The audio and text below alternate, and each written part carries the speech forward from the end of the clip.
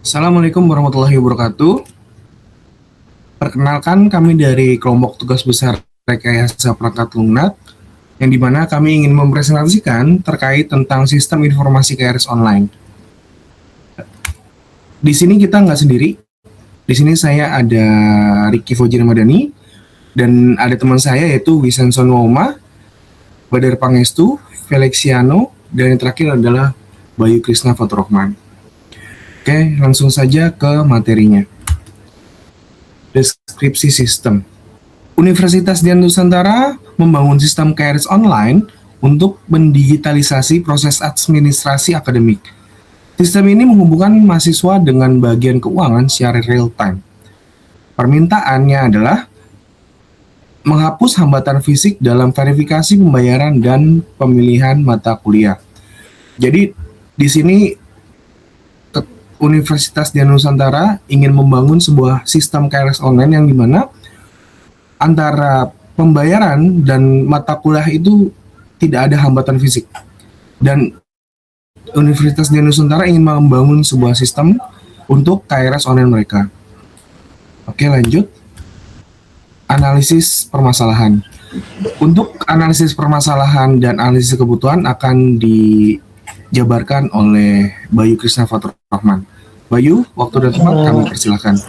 Analisis permasalahan, verifikasi bukti pembayaran fisik memakan waktu lama dan rawan terjadi penumpukan antrian. Yang dimaksud poin pertama adalah petugas yang berjaga harus lebih dari satu, sehingga antrian melalui pembayaran tunai bisa lebih efisien, dan pihak kampus harus juga melakukan pembayaran uang kuliah secara online agar mahasiswa yang tidak mempunyai waktu luang di hari-hari biasa bisa melakukan pembayaran uang kuliah secara tepat waktu. Poin kedua adalah potensi kesalahan input SKS dan mata kuliah yang tidak sesuai dengan prasyarat semester atau IPK. Poin kedua adalah seringnya ditemui mahasiswa dan dosen pembimbing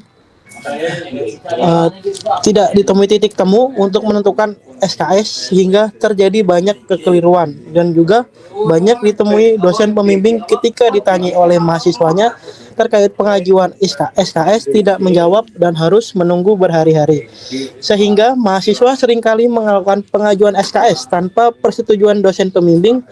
Masalah ini harus diselesaikan secara bersama-sama dengan cara pihak kampus sudah harus mengatur otomatis KRS per semester para mahasiswa.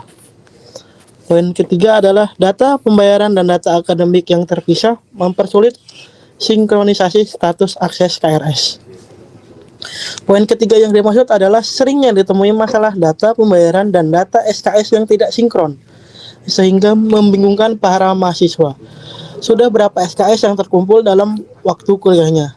Masalah tersebut ini harus ditanggulangi dengan pihak kampus dengan membuat suatu web yang menggabungkan antara data pembayaran dan data SKS sehingga tidak terjadi miskomunikasi.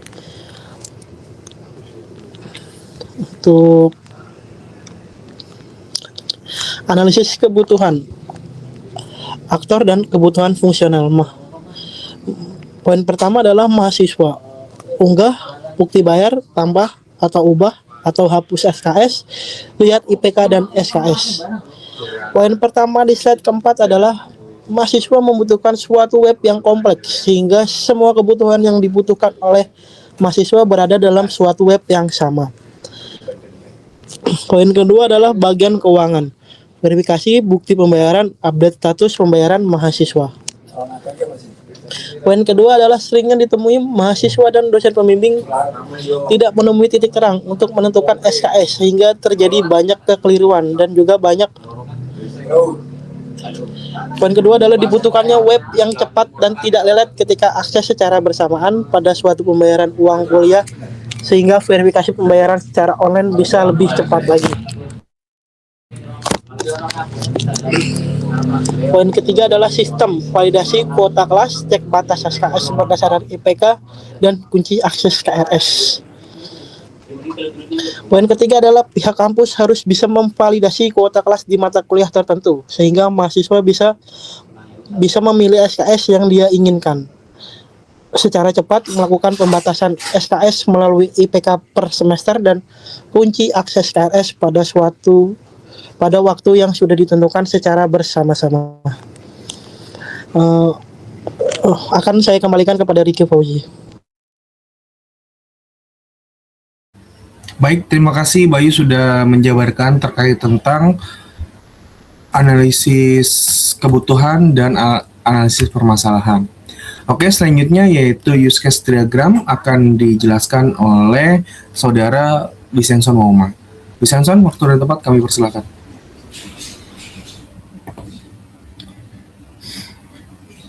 Baik, di sini saya akan melanjutkan menjelaskan use case diagram dari sistem informasi KRS online. Di sistem ini ada beberapa pengguna utama yaitu mahasiswa, dosen PA, bagian keuangan, dan administrator. Yang pertama ada mahasiswa sebagai pengguna utama sistem. Mahasiswa bisa login ke sistem, melihat jadwal kuliah, mengisi KRS, dan juga mengupload bukti pembayaran. Jadi, sebelum mengisi KRS, mahasiswa harus login dulu dan mengunggah bukti pembayaran supaya bisa dicek oleh bagian keuangan. Nah, setelah bukti pembayar di-upload, bagian keuangan akan melakukan validasi pembayaran. Kalau pembayaran sudah dianggap valid oleh bagian keuangan, mahasiswa baru bisa lanjut mengisi KRS. Jadi, di sini bagian keuangan berperan untuk memastikan administrasi mahasiswa sudah selesai sebelum proses pengisian KRS. Proses KRS dilakukan. Setelah pembayaran valid, mahasiswa bisa memulai memilih mata kuliah yang ingin diambil kembali. Mahasiswa juga bisa melihat jadwal kuliah supaya mata kuliah yang dipilih tidak bentrok dengan jadwal. Jadi sistem ini membantu proses pengisian KRS jadi lebih praktis dan tekstur. Selanjutnya ada dosen PA. Di sini dosen PA bertugas memberikan persetujuan KRS mahasiswa.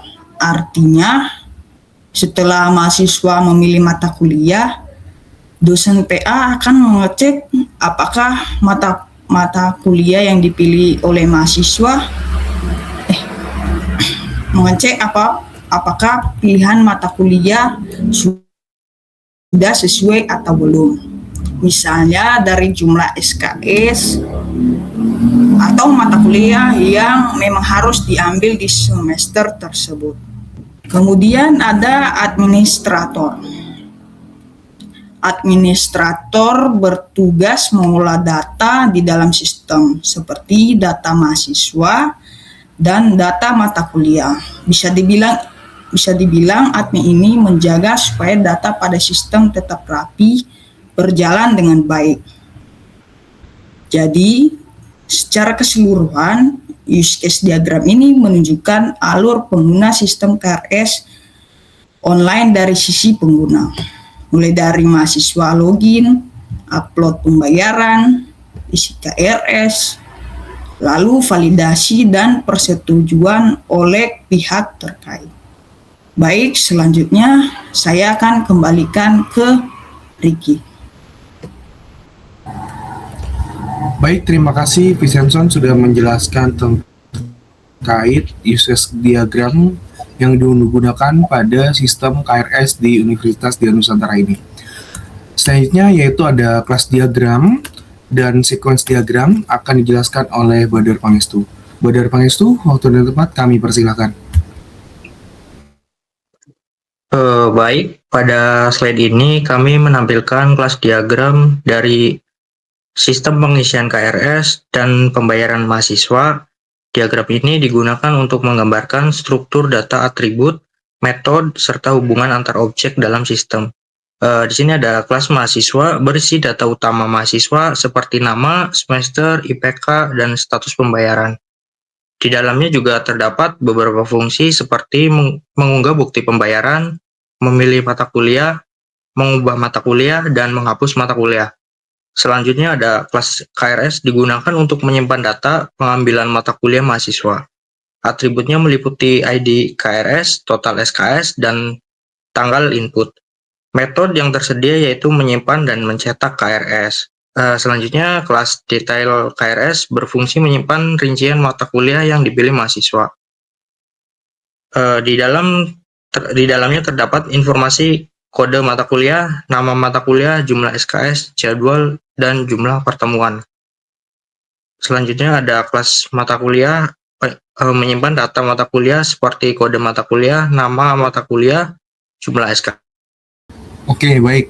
Sepertinya Badar Pangestu terkait kendala jaringan. Di sini saya juga akan menjelaskan ya.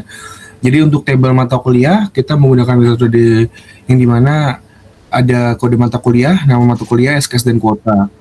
Dan ada tambahannya yaitu ada tambahan data, ubah data, dan hapus data. Baik, itu adalah penjelasan dari kelas diagram. Oke, selanjutnya untuk sequence diagram. Untuk Badar, siap untuk menjelaskan sequence diagram? Aman, tadi sorry lost connect. Oke. Iya, nggak apa-apa. Udah Ya. saya baca jelasan tadi. Langsung ke sequence diagram aja. Oke, baik. Jadi pada slide ini kami menampilkan sequence diagram yang menjelaskan alur proses pengisian KRS dari awal hingga data tersimpan. Alur yang pertama yaitu mahasiswa membuka form KRS. Proses ini dimulai ketika mahasiswa membuat form KRS pada sistem. Yang kedua, sistem mengecek status pembayaran. Setelah form dibuka, sistem melakukan pengecekan status pembayaran mahasiswa ke bagian pembayaran atau keuangan. Yang ketiga, ada validasi pembayaran. Jika status pembayaran valid, mahasiswa dapat melanjutkan proses pengisian KRS. Namun jika belum valid, sistem akan menampilkan pesan bahwa mahasiswa belum dapat mengakses KRS. Yang keempat, mahasiswa memilih mata kuliah.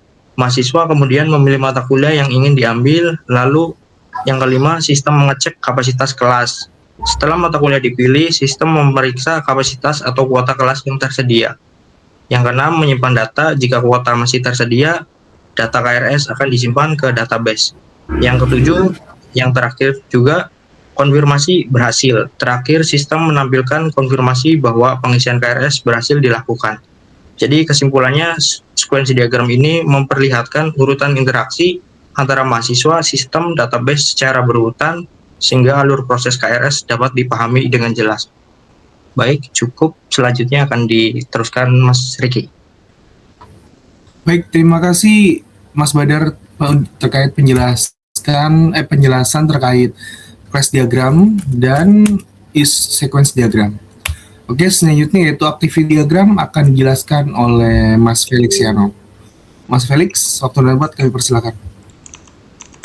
Oke, jadi di activity diagram ini kami menjelaskan alur proses pengisian KRS yang melibatkan mahasiswa, sistem KRS, admin atau bagian keuangan, serta dosen pembimbing akademik atau dosen PA.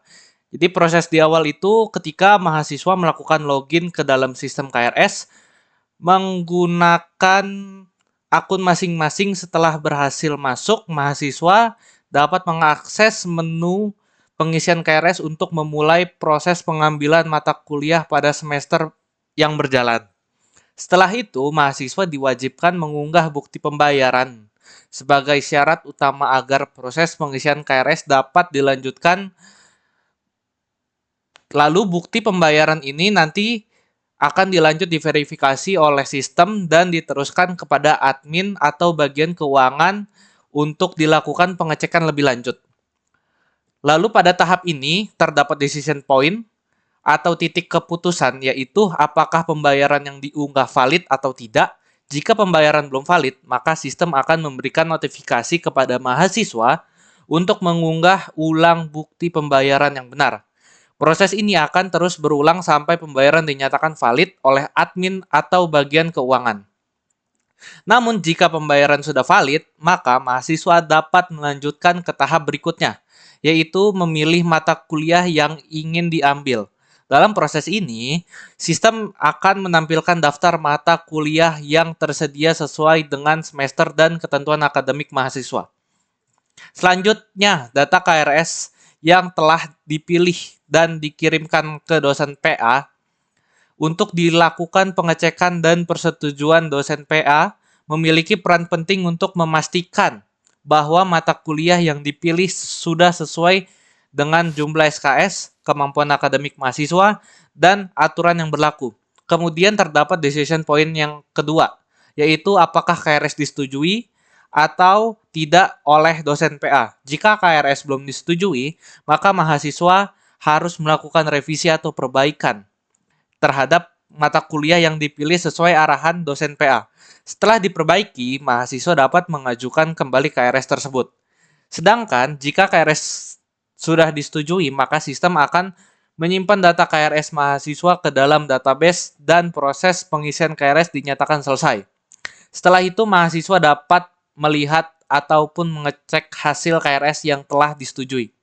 Jadi, di keseluruhan activity diagram ini menggambarkan alur pengisian KRS mulai dari login, validasi pembayaran, pemilihan mata kuliah, proses persetujuan dosen PA, hingga KRS berhasil disimpan oleh sistem. Selanjutnya saya akan kembalikan kepada Ricky.